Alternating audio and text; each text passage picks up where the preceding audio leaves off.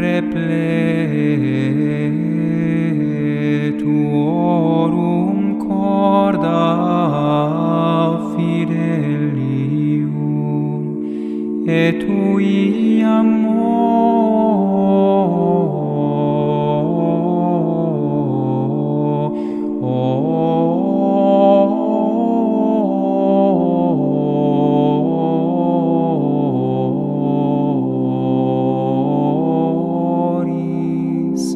in eis signem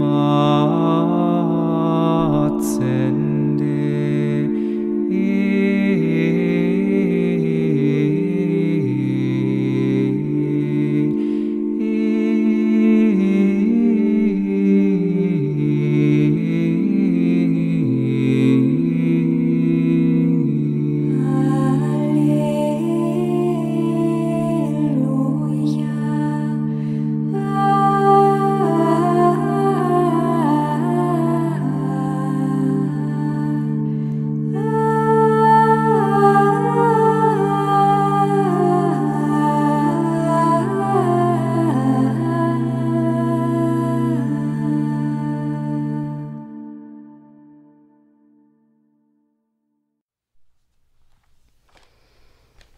A Oração Contemplativa, por Thomas Merton.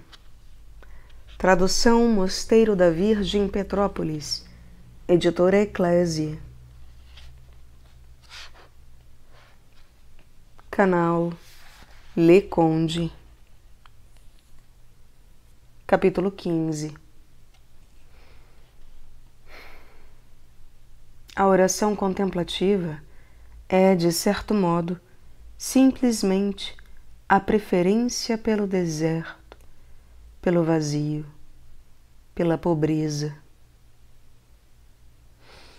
Alguém começa a conhecer o sentido da contemplação quando, intuitiva e espontaneamente, procura o caminho obscuro e desconhecido da aridez, de preferência a qualquer outro.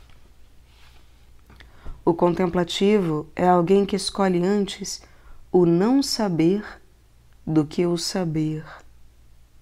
Antes não fruir do que fruir. Antes não ter provas de que Deus o ama. Aceita o amor de Deus na fé, num desafio a toda evidência aparente. Essa é a condição necessária, e uma condição muito paradoxal, para a experiência mística da realidade da presença de Deus e de seu amor por nós. Somente quando somos capazes de largar tudo o que há dentro de nós, todo o desejo de ver, de saber, de provar e de experimentar a presença de Deus, é que nos tornamos realmente capazes de ter a experiência dessa presença com a convicção e realidade avassaladoras que revolucionam nossa existência inteira. O místico inglês do século XIV, Walter Hilton, declara em seu livro Scale of Perfection, abre aspas, é muito melhor estar impossibilitado de ver este mundo e mergulhado nessa noite escura, por mais doloroso que isso possa ser, do que permanecer fora dessa noite ocupado pelos falsos prazeres do mundo. Pois, quando se está nessa escuridão, se está muito mais perto de Jerusalém do que na falsa claridade. Abre, pois, teu coração ao movimento da graça e acostuma-te a permanecer nessa treva. Esforça-te por te familiarizares com ela e rapidamente encontrarás a paz, e a verdadeira luz do entendimento inundará teu coração. Fecha aspas.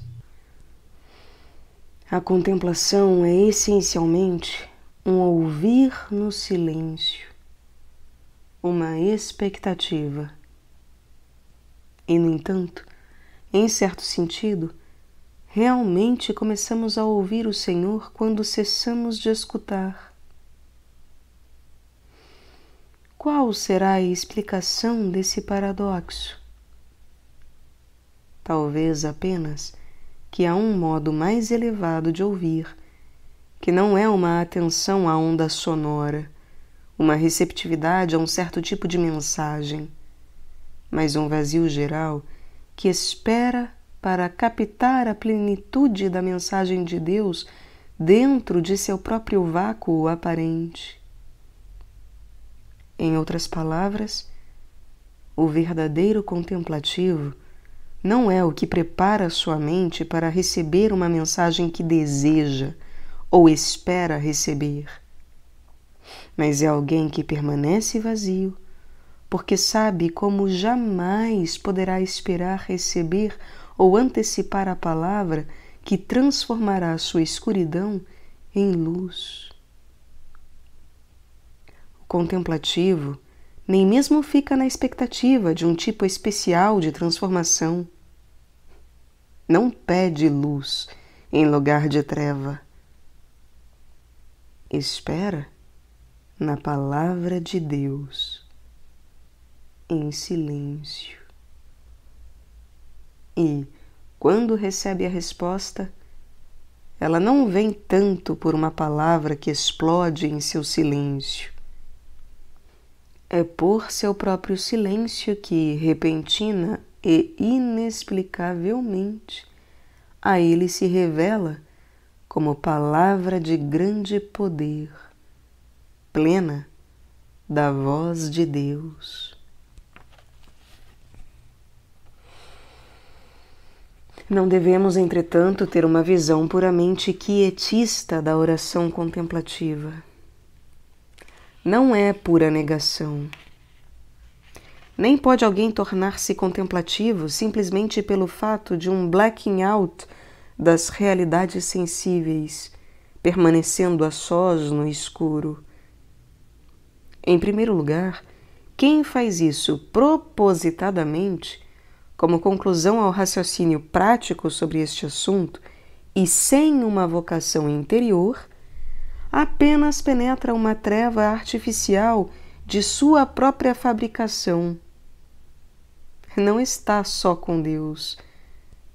Não está na presença do ser transcendente, e sim na de um ídolo, isto é, de sua própria identidade autocomplacente. Imerso em si próprio, perde-se num estado de narcisismo inerte, primário e infantil. Sua vida é um nada, e isso não no sentido dinâmico ou misterioso em que o nada do místico é, paradoxalmente, também o tudo de Deus. Trata-se somente do nada de um ser finito, deixado a si mesmo e absorto em sua própria trivialidade. Os místicos renanos do século XIV viam-se obrigados a lutar com diversas formas heréticas de contemplação. Tanto Tauler como Ruysbroeck distinguiam cuidadosamente a diferença entre a noite escura da autêntica contemplação e a passividade arbitrária e voluntariosa dos que adotam uma forma quietista de oração por questão de sistema, apenas cultivando a inércia como se fora, por si só, suficiente para resolver todos os problemas. Desses, declara Tauler, abre aspas, essas pessoas se metem num beco sem saída, colocam sua confiança nessa inteligência natural e sentem-se plenamente orgulhosas de si próprias por fazê-lo. Nada sabem da profundidade das riquezas da vida de nosso Senhor Jesus Cristo. Nem mesmo formaram sua natureza pelo exercício das virtudes, e não se adiantaram nos caminhos do verdadeiro amor. Confiam exclusivamente na luz de sua própria razão e na sua falsa passividade espiritual. Fecha aspas. O mal do quietismo é enganar-se a si próprio, aplicando a racionalização à realidade e manipulando-a. Faz um culto do sentar-se quieto, como se isso possuísse em si algum poder mágico para solucionar todos os problemas e pôr o homem em contato com Deus. Mas o fato concreto é que o quietismo é simplesmente uma fuga. É uma falta de sinceridade e de seriedade, um brincar com a graça e uma evasão em relação a Deus. Aí está o puro quietismo. Mas existe tal coisa em nossos dias? O quietismo absoluto não é exatamente um perigo sempre atual e presente no mundo de nossa época. Ser um quietista completo obrigaria a fazer esforços heróicos para manter-se quieto, e tais esforços ultrapassam hoje as possibilidades da maioria. No entanto, existe uma tentação em relação a uma espécie de pseudo-quietismo que aflige aqueles que leram livros sobre misticismo sem, todavia, compreendê-los. Isso os leva a uma vida espiritual deliberadamente negativa. Nada mais é do que um cessar da oração, por nenhum outro motivo a não ser o imaginar-se que, deixando de ser ativo, automaticamente se penetra na contemplação.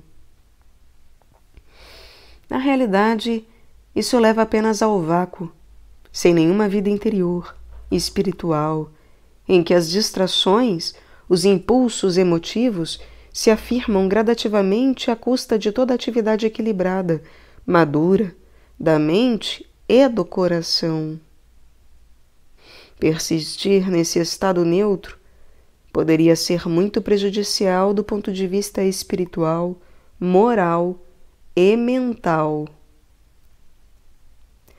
Alguém que procure simplesmente seguir os caminhos ordinários da oração, sem complicações nem preconceitos, será capaz de dispor-se de maneira muito melhor para receber sua vocação à oração contemplativa no tempo próprio, caso ele a tenha.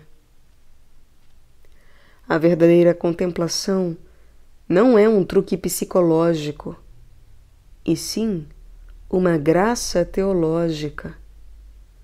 Podemos recebê-la somente como um dom, não como um resultado do emprego de nossas próprias técnicas espirituais e engenhosas.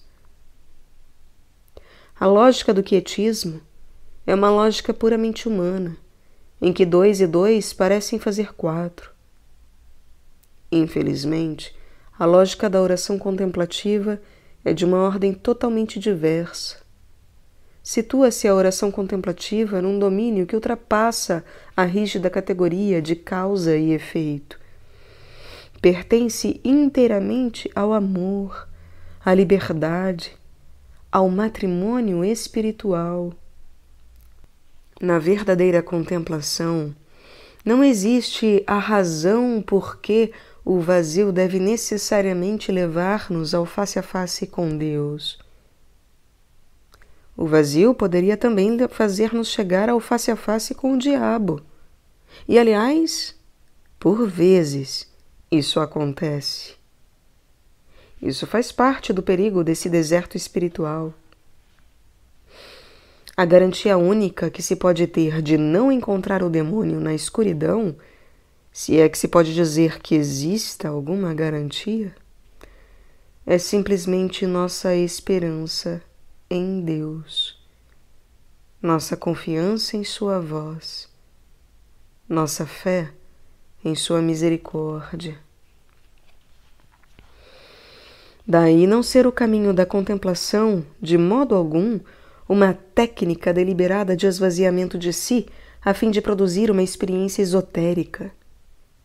É uma resposta quase paradoxal a um chamamento quase incompreensível de Deus, atraindo-nos à solidão, mergulhando-nos na treva e no silêncio, não para retirar-nos e livrar-nos do perigo, mas para conduzir-nos através de indizíveis perigos, por um milagre de amor e de poder. O caminho da contemplação não é, de fato, um caminho. Cristo unicamente é o caminho, e Ele é invisível. O deserto da contemplação é simplesmente uma metáfora para explicar o estado de esvaziamento que experimentamos quando nos afastamos de todos os caminhos. Nos esquecemos de nós mesmos e tomamos por nosso caminho o Cristo invisível. Como declara São João da Cruz, abre aspas, muito se estorva a si mesma a alma para chegar a este alto estado de união com Deus, quando se prende a qualquer entender, ou sentir, ou imaginar, ou parecer, ou vontade, ou modo seu, ou a qualquer outra obra, ou coisa própria, não sabendo desprender-se e desnudar-se de tudo isso. Neste caminho, portanto, o entrar no caminho é deixar o seu caminho, ou, para melhor dizer, é passar ao termo e deixar o seu modo. É entrar no que não tem modo, que é Deus.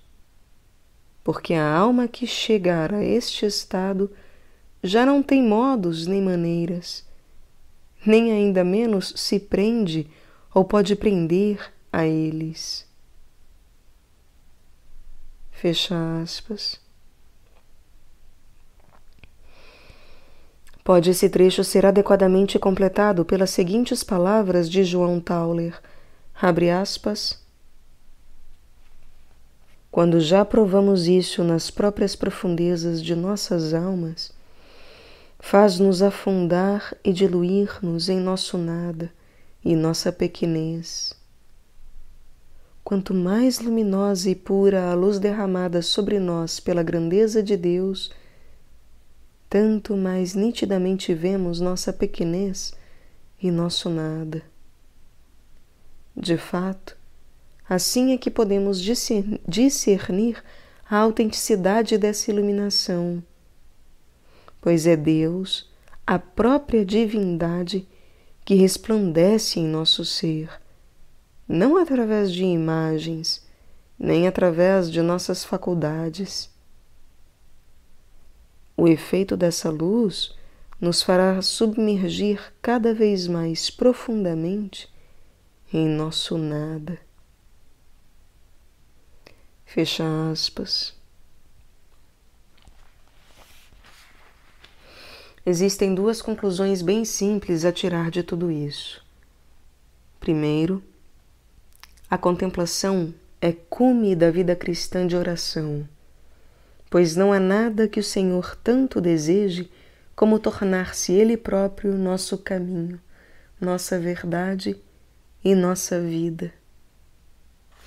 Esse é todo o escopo de sua vinda a este mundo, a fim de procurar-nos, para poder levar-nos consigo ao Pai. Somente nele e com ele podemos alcançar o Pai invisível que homem algum pode ver e continuar a viver. Morrendo a nós mesmos e a todos os nossos caminhos, métodos e lógicas, poderemos ser contados entre aqueles que a misericórdia do Pai chamou a si em Cristo. A outra conclusão, entretanto, é igualmente importante.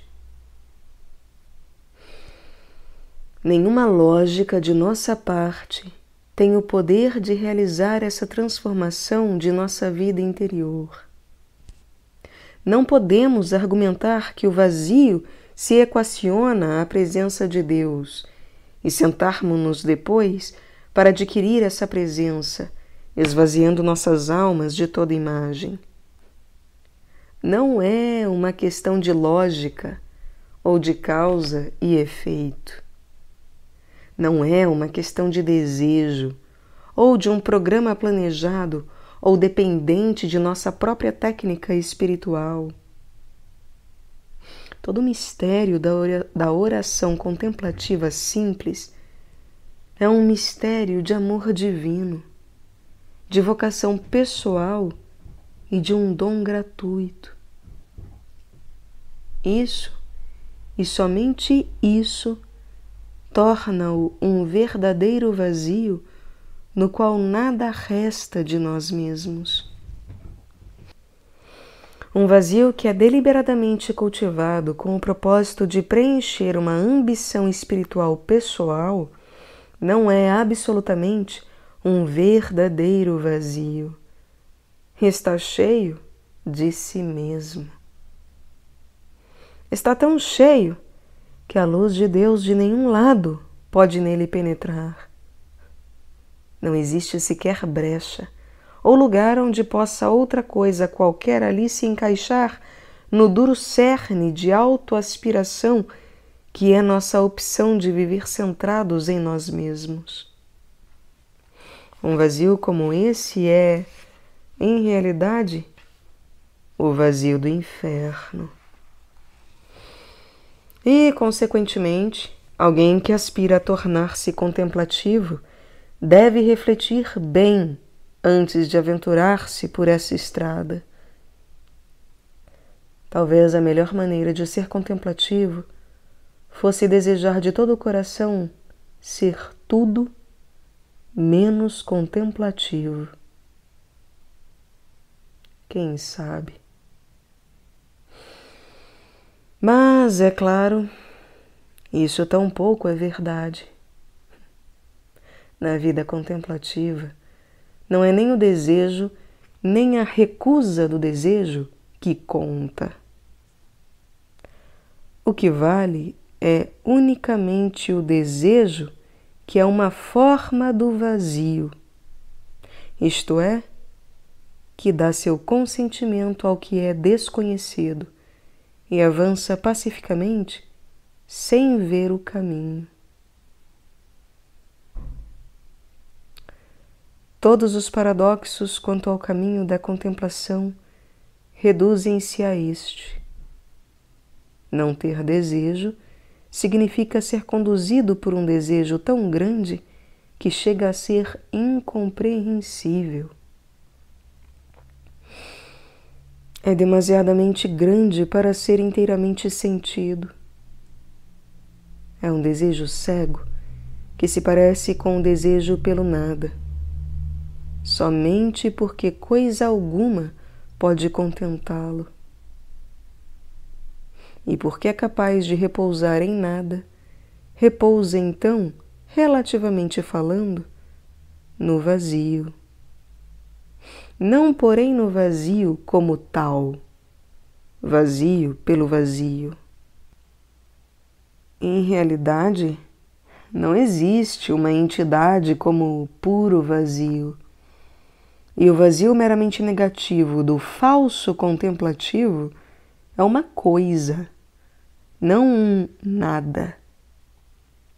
Este vazio ou coisa, que é simplesmente a obscuridade do eu, do qual todos os demais seres são deliberada e propositadamente excluídos. Entretanto, o verdadeiro vazio é aquele que transcende todas as coisas e, contudo, é imanente a todos, pois o que nesse caso parece ser vazio é, em realidade, puro ser. Ou, pelo menos, um filósofo poderia assim descrevê-lo. Para o contemplativo, no entanto, é outra coisa que não isto. Não é isso, nem aquilo. Seja o que for que dele dissermos, é diverso daquilo que dizemos. O caráter próprio do vazio, pelo menos para um cristão, é amor puro, pura liberdade. Amor libertado de tudo, não determinado por alguma coisa ou preso por algum relacionamento especial. É amor por amor ao amor. É participação, através do Espírito Santo, na infinita caridade de Deus.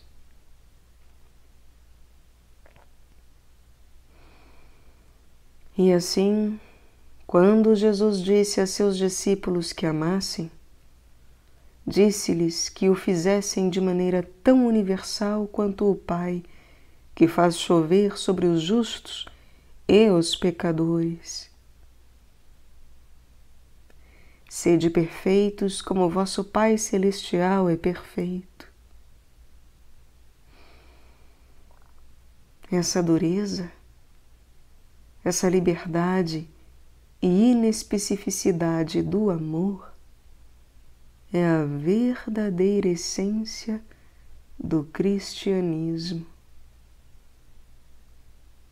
E é a ele que, acima de tudo, a oração monástica aspira.